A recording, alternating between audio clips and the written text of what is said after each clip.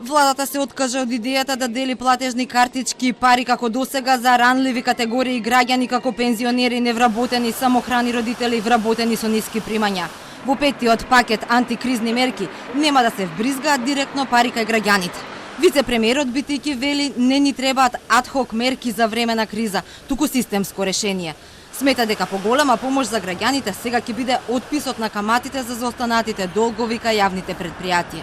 Но не гледа популизам во тоа што досега се делеа картички, зашто критикуваше опозицијата.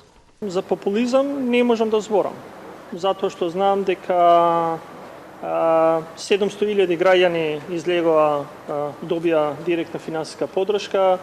Ако го земете целата коалиција која што владе, нема земено 700.000 гласови. А ако беше директен популизам, тоа ќе значеше дека сега ќе владеевме како во Северна Кореја.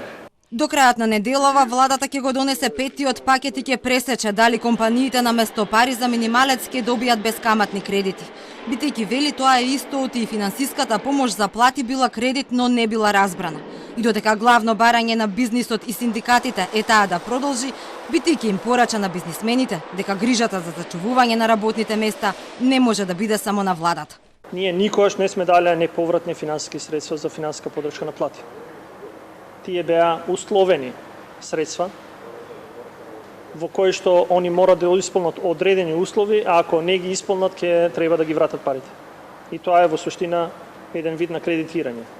Еве, грешката била дека не сме го кажале тогаш кредитирање. Владата се надева дека петтиот пакет ќе важи за февруари. А јас сум убеден дека наредните законски решенија кои ќе произлегуваат од петтиот сет на економски мерки ќе бидат поддржани и од страна на опозицијата. Петтиот пакет ќе тежи околу 50 милиони евра и во него ќе има 20 на мерки. До крајот на март ќе има и повик за доделување на ваучери за туризам вредни 250 евра за семејства со приходи под 30.000 денари. Од 4 пакети пак досега кои требаше да тежат над 1 милиарда евра, искористени се само 350 милиони. За слабата искористеност на мерките пак Битики вина гледа кај опозицијата која ги кочела во собранието трите закони кои кај компаниите требало да вбризгаат 250 милиони евра.